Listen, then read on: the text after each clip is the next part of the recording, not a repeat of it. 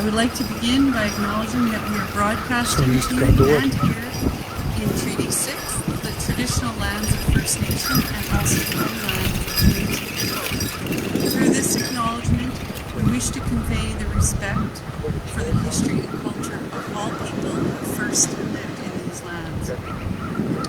Today we are so honored to be sharing our first sunrise ceremony with you on the very first National Day of Truth and Reconciliation. Portage College has a long-standing history of partnering with First Nations and Métis people in our region, and in fact 53 years ago a very special event occurred where our founders, who were Métis and First Nation from this area, stood up for education and kept this college open through a peaceful sit-in. We were later granted the name Pikapan, meaning New Dawn. This morning we have the pleasure of sharing a new dawn with all of the people that are gathered here and everyone that's with us online. We are welcoming the wisdom of elders and sharing traditional songs and dance through stories of truth and reconciliation. An absolute perfect opportunity to learn through ceremony. It's now my pleasure to introduce the two elders who are gracing us with their time today. Elder Ferlin McGilvery is a member of Satellite Cree Nation, and Elder Diane Ludwig, who is an elder for Region 1 Métis Nation. Thank you both for joining us this morning. I will now invite Elder McGilvery to offer up a prayer and share his wisdom on the ceremony today.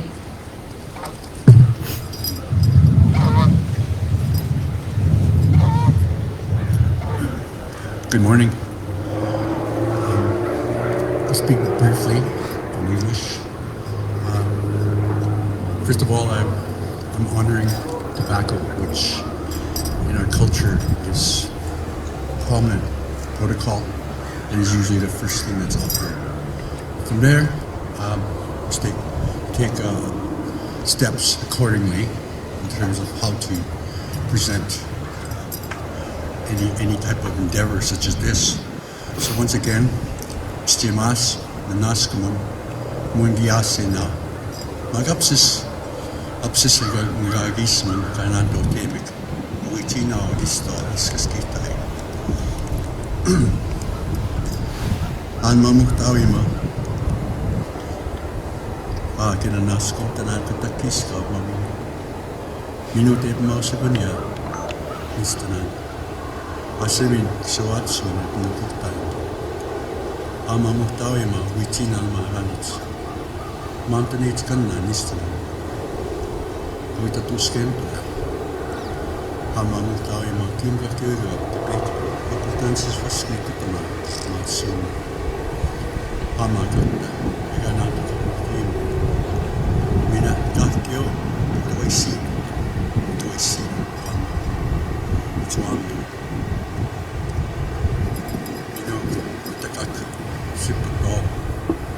exteriors, obscures. Mina huntua nihi huntua isin. Amana distano entuatama. Kahkio isin. Kamiuitet. Kamiuititatet. Kamskuita masutskun dans vistoa akis. Tuskata no. Amat at ko mamutawima ikanani kapitimi. Eko kispin kwe numitan mutst. Ustiniki tuskahara newe kaputa yavan. Situto mutito tuskastin. Makakahkio kistoa ulanch. Mikiskansna.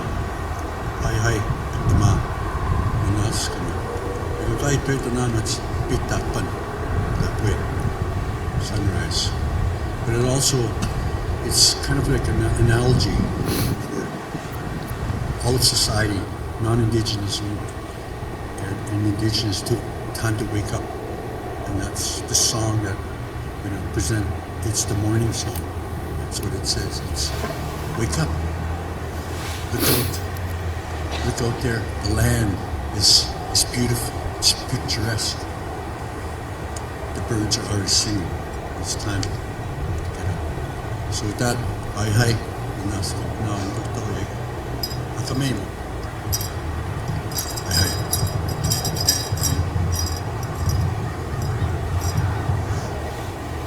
Thank you, Elder McGilvery.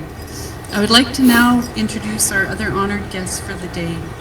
Satellite Council member and singer and drummer who we've had the pleasure to hear many times, Mr. Darcy McGilvery.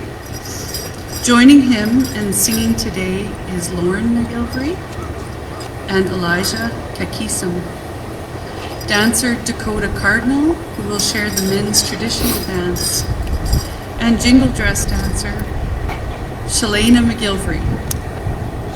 Métis Nation representative Ms. Cheryl Gordon, and Mayor Omer McGravy, thank you for joining us.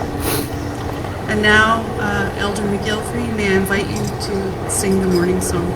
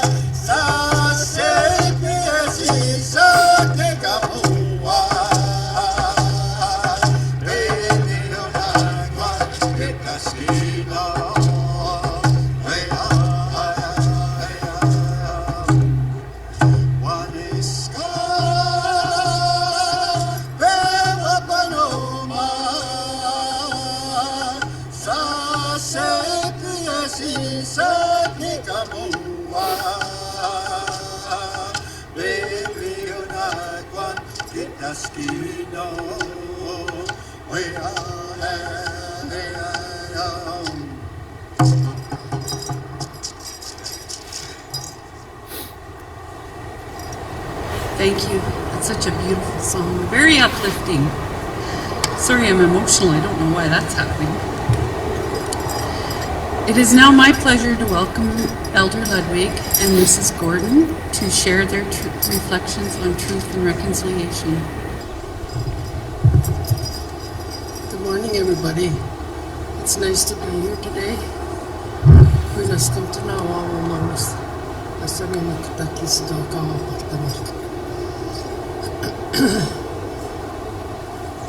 Mahigan Square Nia. Diane Ludwig is my given name. And I've been asked many times what I am. And our government has changed our title so many times. I wonder sometimes what we're going to be when we get up the next morning. But my way of introducing myself to whoever asks me, I am an original woman from this country. I was born in Canada. I was raised in Canada. And I am, and I'm very proud to say that I am that original woman from our country. I have never ever changed that title, and I've always taught my children and the children that I walk with every day never to be ashamed of who they are, to be proud and hold your head up high. Never ever be afraid of who you are. And I ask all the kukums and mushrooms today to help me put the right words in my mouth, to speak the truth, and to tell a little story about how I was raised. Today is the National Day for Truth and Reconciliation. Those are pretty big words. I think we shouldn't only have one day to be proud of who we are. We should be proud of who we are and dance. And speak the truth and say, yes, I am an original woman. And that's who I came into this country, how I was born, and where I was raised. I'm very, very proud of that. Speaking one language as a child, living with my mushrooms and kukums out on a trap line. My first language is Cree. And sometimes even today, I have a hard time saying some of the English words. But I'm always proud that I can speak that language. Treat people good, my mushroom always told us. Pray. Pray for everybody. Don't ever be mean to anybody. They came into this world the same way you did. When you look at them, treat them like you would your mom and dad. And this is the walk that I've been doing for a long time. Never be ashamed of who you are was another thing. He said, we can't change who you are. You came into this world as an Aboriginal woman. And always be proud of that. But I learned different when I went to school, where there was these women that came there into our school with black, long gowns. I looked at them, and not being able to speak English, I used to sit right at the back of the class, and I used to think to myself and pray, don't talk to me today, because I don't know what you're talking about. And all I could remember to this day even is them walking around with a yardstick and tapping our fingers if we didn't do what they expected us to do. Those I will never forget. My grandchildren, my Nusmak, asked me, Kukum, what was it like when you were a little girl going to school? And I have to tell them the truth. The nuns used to line us all up. First thing in the morning, we did was pray. And then they'd line us up, and everybody probably knows what cod liver oil is. The first thing was a tablespoon of cod liver oil to wake you up, I guess, I don't know. Keep us healthy, they said. And then they used to give us a biscuit. I called it a biscuit. It was like hard as wood. And it didn't matter what you did with that biscuit, you couldn't soften it up. And then we used to pray again, like we did a lot of praying. And then we'd start our school. We'd go to school in a classroom. So we did this for 9 years. I did this for 9 years. Then on the 9th year of my schooling, I was shipped to Saskatoon in Saskatchewan. And when I was shipped, and I call it shipped because we had no choice but to go to Saskatoon to a boarding house. We were put in a home with non-Aboriginal people. My sister and I, my younger sister and I. Hardly ever spoke hi to these people. But we lived with them in the same house. Our breakfast was on the table when we got up. There was a little lunch bag, a little brown lunch bag. That was our lunch for that day. We never ever spoke to them. And I could never figure out why, because I think I was kind of naive. And even today, I get naive once in a while. I do. Because I used to think these are going to be our mom and dad till the school year is over. But it was never like that. As soon as this guy's wife would go to town, yeah, he'd make moves on my sister and I. So my sister and I spent a lot of time walking the streets of Saskatoon. And we would go visit the sanatorium, because there was a lot of Aboriginal people there, mostly Aboriginal people. And they were our people. They could speak our language. And we did this every weekend. And my sister and I sometimes would save some cookies or something, and this is what we would take to the people in the sanatorium. And that was our life for a while. And I got tired of living the way I did, so I moved home. I told my sister, we were gonna go home. This is not for us. This is not our life. So we went home at Christmas time and we never came back. We lasted 2 years and that was it. And after that, well, my mushroom always said, don't ever treat people bad, always treat them good. I met and I married my late husband. He was from Meadow Lake, Saskatchewan, and he was Ukrainian. And they treated me like I wasn't part of their family. But that's okay, because I got, in that family, I have 7 beautiful children. They're not children anymore. They're all grown up and they're cookums now. Some of them are cookums, and I have 1 son, and he's a mushroom. But truth and reconciliation, I guess I've seen so much injustice in our world. Then came the 60 scoop. My oldest son was taken in a 60 scoop. He was 6-7 months old when they came and got him. And they did scoop them. They came there and they took him without even saying, well, we're going to take him here and this is what's going to happen. They come and they took him. And at that time, we, as some of our Aboriginal people, we had a lot of respect for RCMP and teachers. We did. And my dad cried. He said, you can't take my grandson. That's my oldest grandson. He has to stay with us. And the thing that still I see is that them driving away with my son in a car, the RCMP and social services. And my dad hanging onto that car, telling them, don't take my grandson. And all my dad ever wanted to do was to see his grandson before he left this world. That never happened.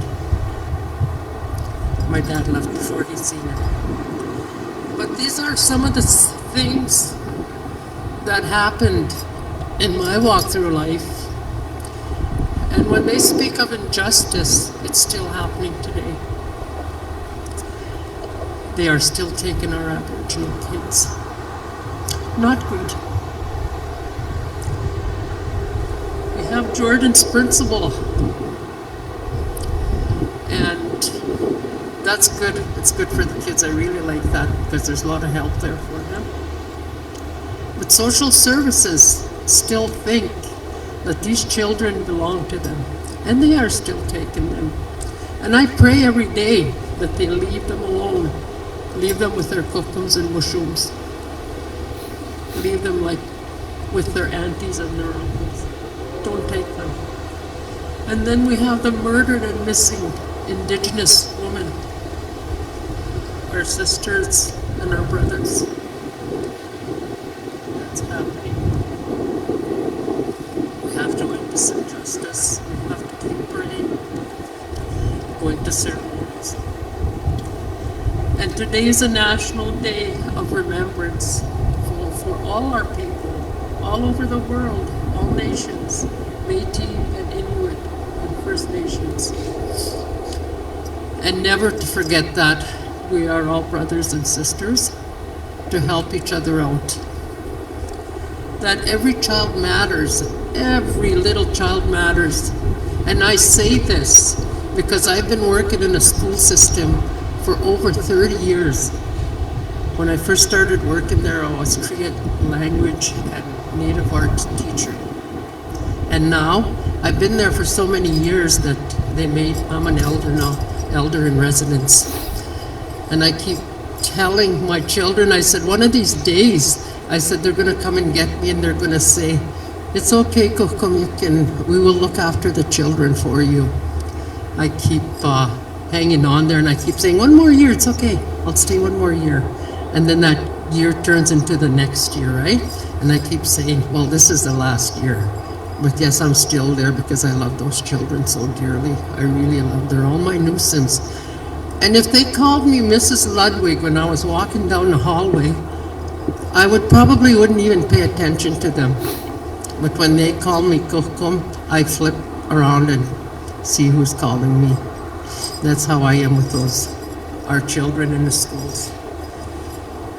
But I'd like to thank Robert for inviting me here, Robert. Good day. And also for inviting me in the Métis Nation, asking me to come here as their Métis elder. I really, really appreciate that. Hi, Kuinas kumtuna wakakyo, dutima. All my relations.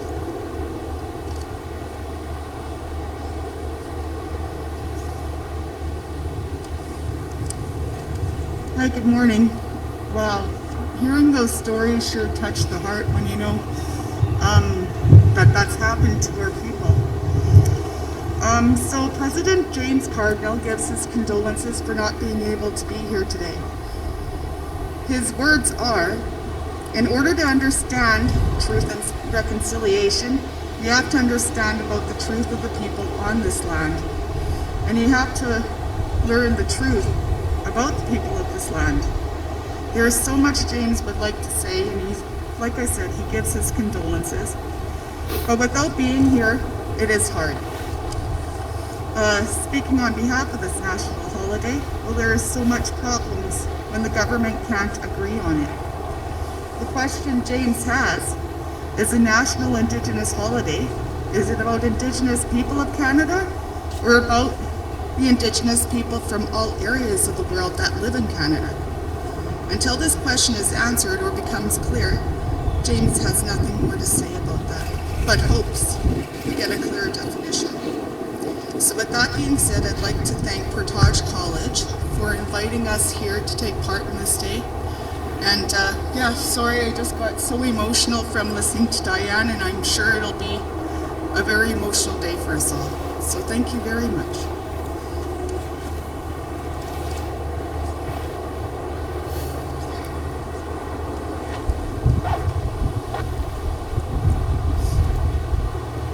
Thank you, Elder Ludwig and Mrs. Gordon. I now would like to invite someone that has helped us through many ceremonies in the past, and we're so grateful to have him back today, Darcy McGilvery, to explain the dances that are being performed. An wag magantik. Nigan istay no te naskuman. Mamutawi no katakis ka you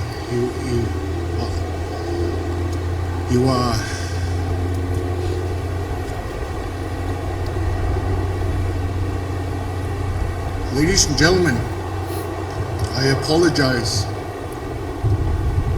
As today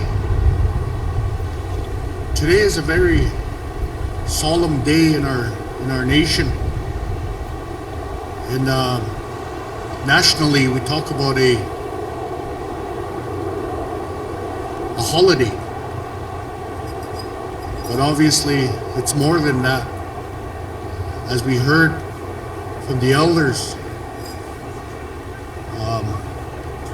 I needed to back up first of all to try and give thanks in my language.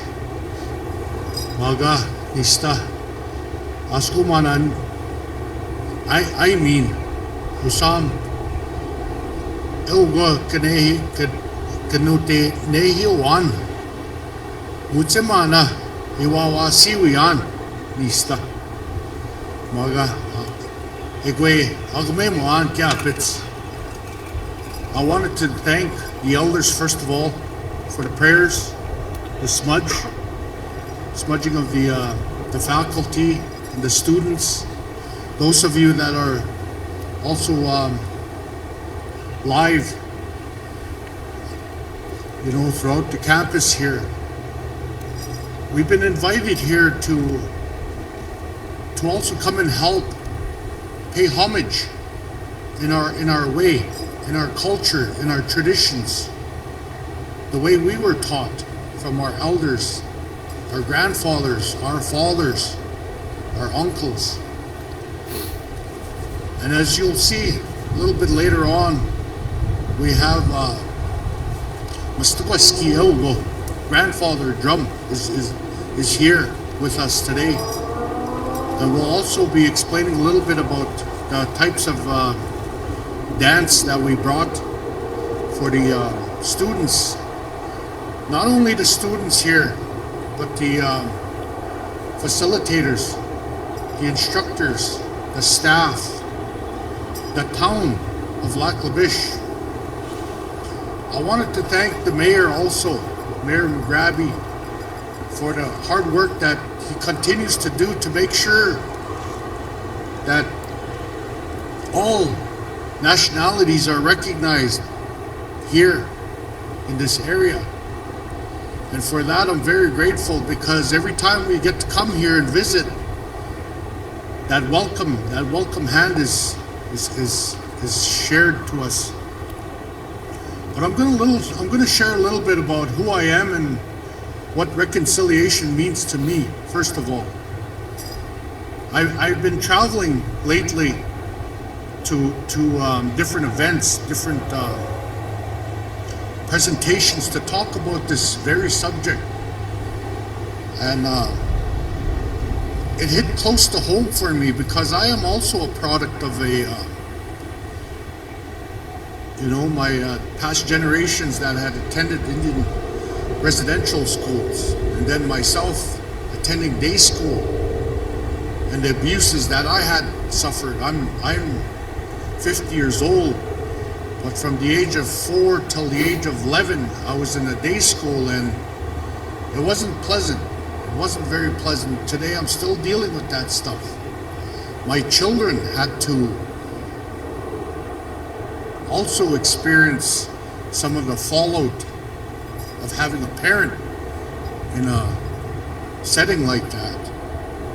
And it took a long time, and I'm still dealing with, obviously things like that. But the word reconciliation for me, as a leader back home, some of my colleagues, we've been brainstorming, what does reconciliation mean? Well, obviously there's many terms. But if you look it up, there's 4 stages of reconciliation, if you really want to have a definition. But in our culture, it means something else. Restitution, to acknowledge, to also to admit something is wrong between a relationship. That would be the English version. But we know, as Indigenous people of this land, people of this continent, this land we call Turtle Island, and then the way our ancestors were kind of forced into these settings, it took a long time. It took a long time for us to accept that powerlessness that was forced upon us, our people, our children. If we can only put ourselves back into their shoes back in the day, as parents, to see our children being taken away, from the very institutions that were put there to protect us. But in essence, it was the opposite. So there's a lot of circumstances at play when we talk about reconciliation for Canada. And when the people continue to push and say comments such as "get over it," "I'm sorry," I just can't fathom that comment, and it's very hard. I think the general population needs to understand a lot of things about what this day actually means. You know, the word reconciliation for Canada as a result of residential schools, Royal Commission was formed. And out of that commission, there came 94 recommendations that Canada was to follow through on. To date, there's only 6 that have been accomplished. It seems like Canada seems to be dragging their feet in a lot of areas. I don't know why. We're still kind of at that point of admitting something went wrong. So when we say we got a lot of work, I think it has to do a lot more with that than work. Because we have many generations, our elders are passing away. The ones that never ever heard that word, "I am sorry." They never get to hear that.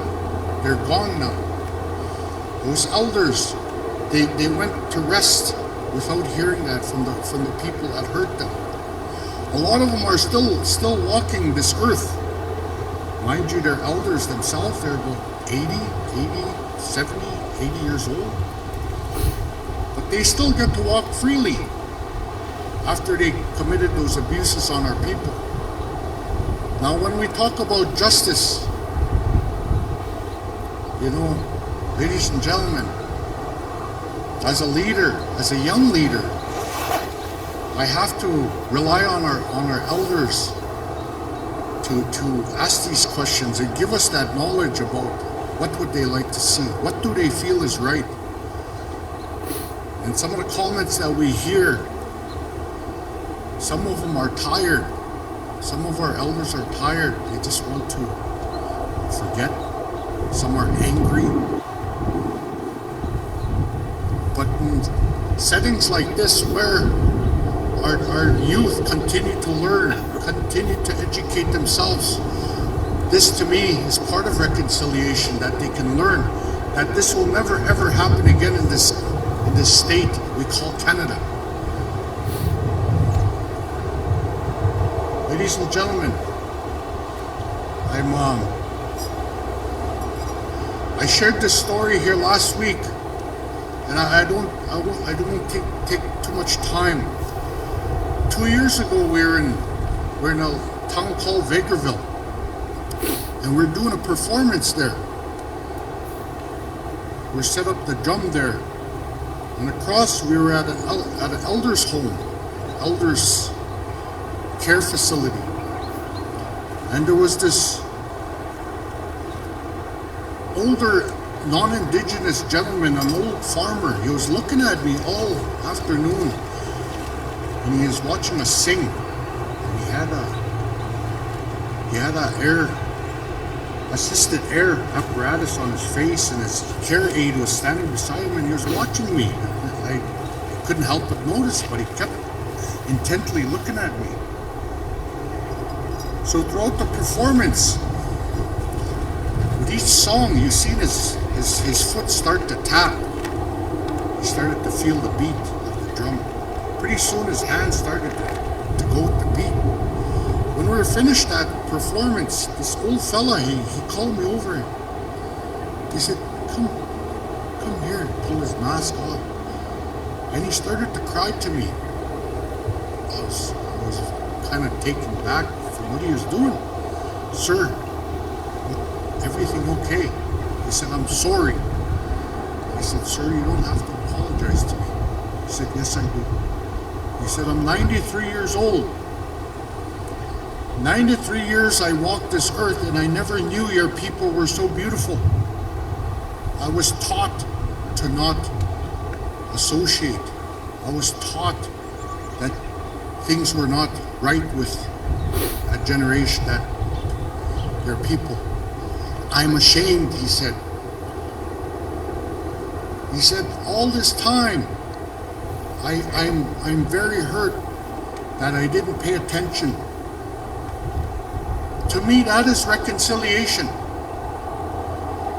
Something inside that song, that beat of the drum, made this gentleman feel what we feel, what we felt all along. That we are all one. We are part of the land. And this gentleman, he said, I don't know how much longer I have on earth here, but I want to make sure that I leave knowing I apologize to somebody. And you people, you made me feel good inside. And I didn't know what to say to him, but I thanked him. So ladies and gentlemen, part of the things we talk about for reconciliation, what is it going to take for us? Patience, consistency, and also an open mind on what it's going to take. Because not everybody thinks the same. Not everybody's going to agree with the suggestions made from those 94 calls to action. But it has to happen. If we truly want to make amends with the people of this land, then we have to swallow our pride. We have to accept the fact that, these people paid a heavy price because of the color of their skin, their ethnicity, their culture, their language. But now, they still having issues. Well, is it a holiday or is it a recognition day? So I want to thank all the other agencies out across Canada today that we need to put the pressure on the Canadian government at all levels, federal, provincial, municipal, to say this will never happen again. We are too proud of a people to allow this to happen. So I want to thank each and every one of you for being here. I want to thank the Portage for allowing us to be here, the town of Lac La Biche. The next couple songs you'll see a couple different styles of dance. First one is the men's traditional. This one is also a warrior dance. This is a style of dance that represents to us the warrior. And this is exactly what we need in today's society, the men to also step up, to lead the way, to find that path, that new path. We talk about Portage, that path that has never been traveled. The warrior will help us get there. So that is the first style of dance you will see, the beautiful eagle feathers on there. You'll see the head roach on the gentleman, the young gentleman. That also helps fend off evil entity, evil spirit, we believe, in some of the teachings. There's many other teachings that go along with it. The second part will be the ladies' jingle. Ladies' jingle dress is a healing dance. It is Ojibwe, I believe, in the our eastern relatives, and also down into the lower part of Canada, States. This one here was as a result of a dream from an older fella, a family that had a young family member, a daughter that was sick. And it came to him, I believe, in a dream on how he can help his child recover. And what came to him in the dream was this jingle dress. So to us, We count on the jingle dress to help us in preparing for certain ceremonies. We also use it to help us for different, like I said, different ceremonies where we need healing. So with that, ladies and gentlemen, I once again, I apologize for taking too much time. This is a very tough topic to talk about. It really is. I broke down at the last meeting. I was in Vermilion because I had flashbacks. When I said a certain word, something came and kind of hit me, and it reminded me. It reminded me of those days in day school, and I had to take a few minutes to recover, but managed to do it. So today, I want to thank the elders for being here and helping us. Hi, thank you. Nigan Elgo. We're gonna sing a drum song, and then we'll get right into an honor song for the two dancers to bless this ground of the college, and they will dance together on that song. Hi.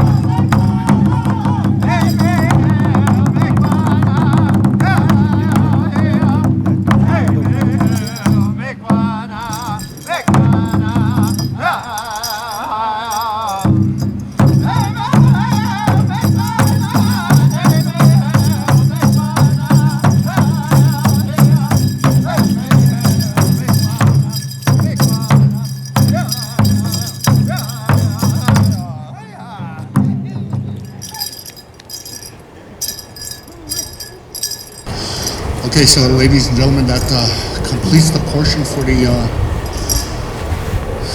our participants, our dancers here. The last two songs you've seen was the sneak up for the men's traditional. Once again, that to us represents this young warrior that's leading us into battle. And what it, in essence, this is truly what we're still trying to accomplish. Trying to navigate our way throughout life in society, our rightful place in society.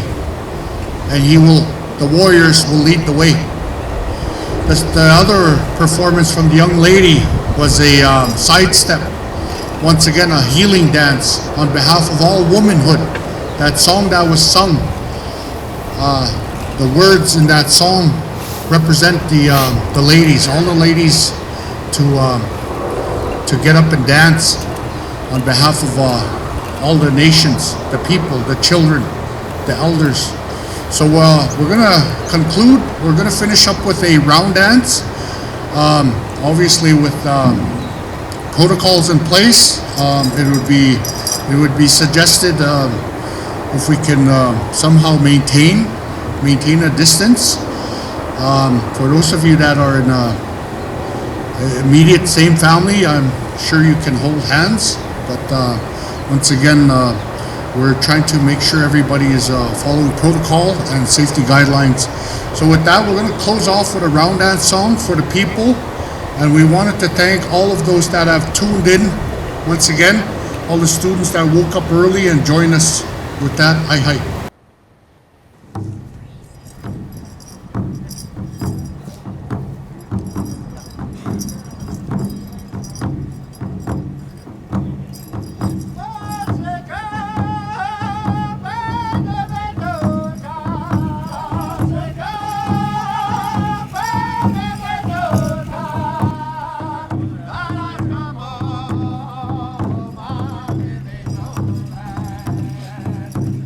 La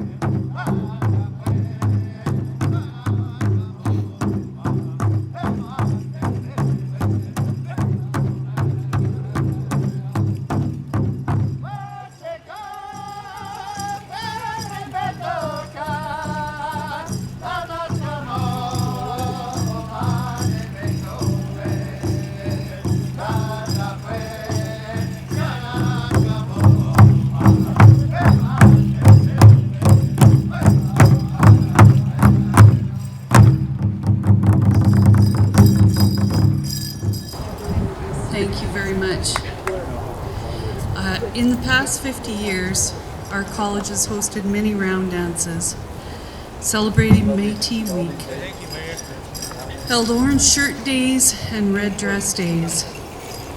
This week is not only our first sunrise ceremony, but we also held a teepee pole raising in our new cultural space. Through ceremony and teachings, we have focused on awareness of truth about our history through the Kairos blanket exercise, gathering of resources for faculty to use in classrooms, and encouraging inclusion in Indigenous ways of knowing in our curricula. Through this, we have learned about the tragedy of residential schools, 60 schools, the missing and murdered Indigenous women, and the cultural and actual genocide which has occurred. We have also learned through our Native Arts and Culture program and our Aboriginal Arts and Artifacts Museum about the beauty of Indigenous art and culture. Sorry. We have been honored to share the truth, to celebrate with ceremony, and to partner with First Nation and Métis elders, with the 7 First Nations and Métis communities in our region, as well as the Métis Nation of Alberta, Canadian Friendship Centres, and others. I will get it together. The work we've been doing has been keeping with our history, and it also responds to the 2015 Truth and Reconciliation Commission call to action to redress the harms of residential schools. Every child matters is something that we are hearing a lot today, and this is part of the truth-telling. I encourage each and every one of you to take time to learn the truth about residential schools and their impacts on our First Nation and Métis neighbors and friends. We are proud of the work we have done. We still have lots to learn and far to go in our journey.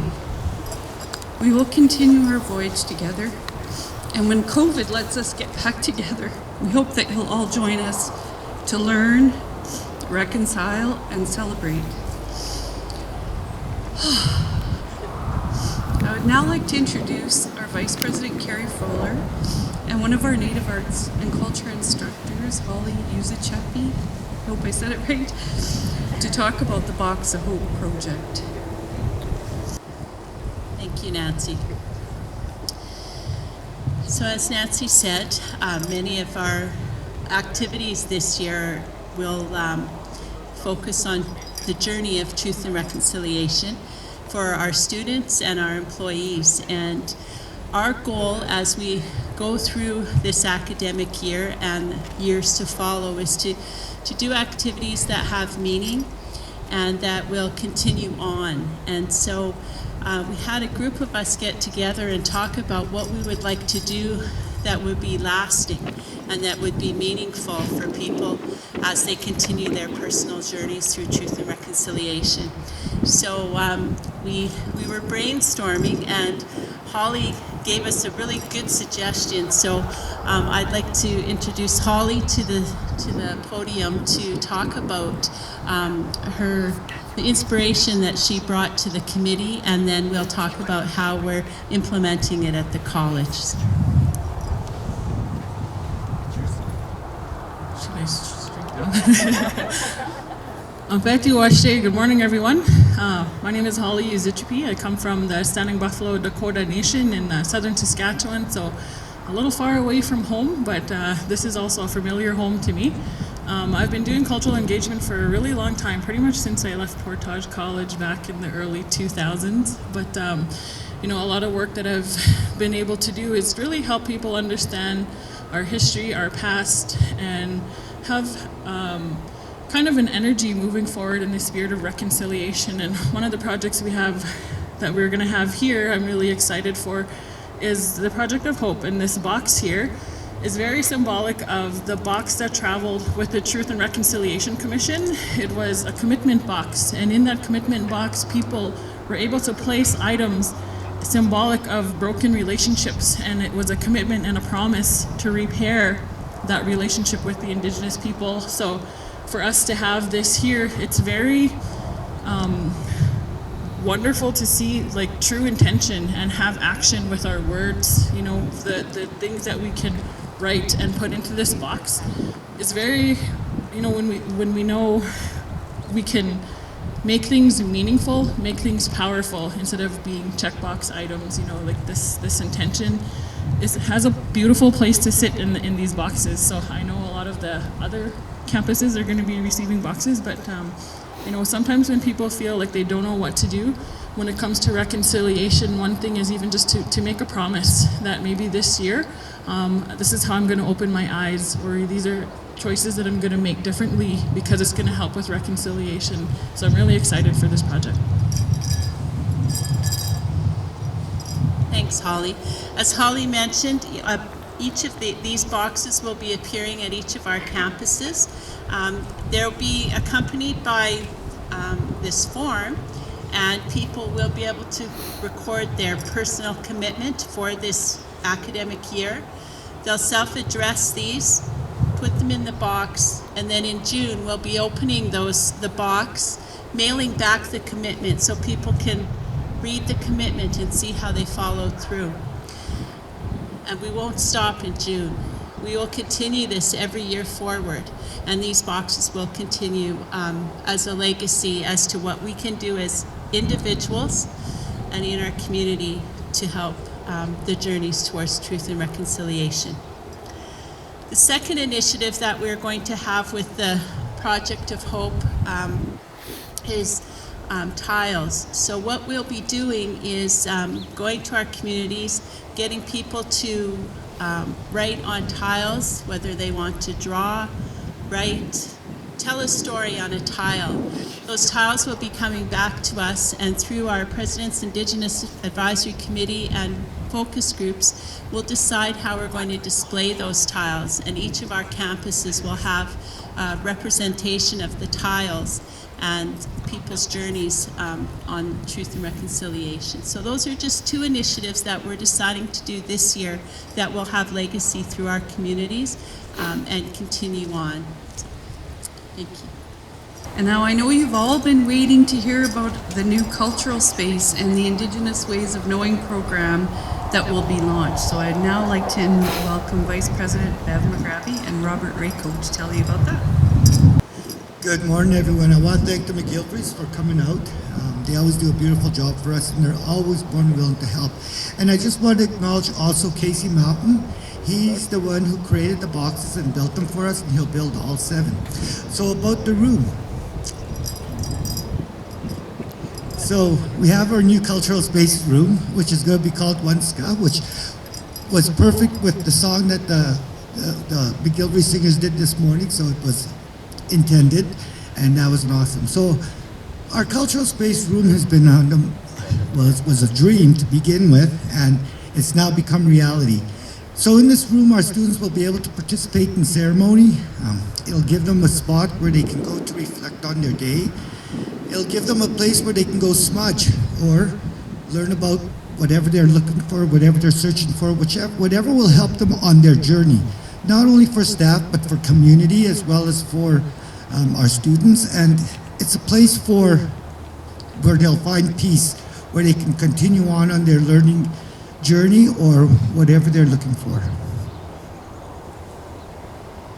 So I'll just add that the room has had a beautiful journey so far. It started, like Robert mentioned, with a dream.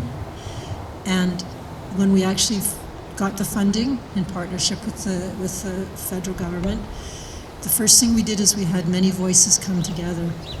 And the room has been built with voices from many, many, many different folks that have come and joined along the journey.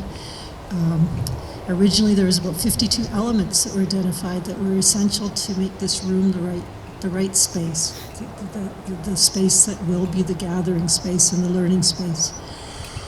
We have worked very hard to incorporate all those elements, and I think we're well on our way to have most of them in place, I think. But the voices that have made the room and created the space makes it a special space, and we look forward to this learning space being with us for many generations to come.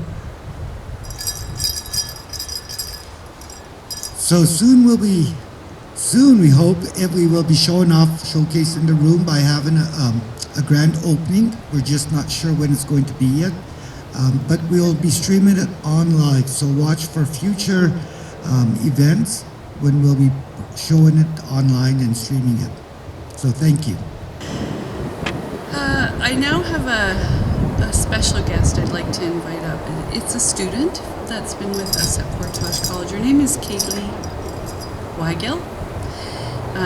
And she's going to sing a special song for the children who never made it home from residential schools and for the others that have been impacted by that experience. Hello, can you hear me? Okay. Hi, my name is Kaylee Weigelt. I am a second-year student at Portage College in the Artisan Entrepreneurship Diploma. I'm also the external vice president of the Student Association for this term, and I would like to come up today and sing a song.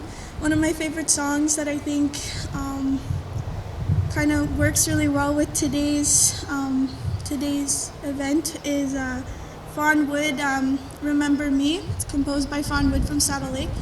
And I think that it's a good song to reflect on all of the people that didn't make it home, the residential school survivors, and our missing and murdered Indigenous people. So when I sing, I just like to ask that you guys reflect on everything that you were shown and taught today, as well as about our history of our peoples. Hey, oh, hey.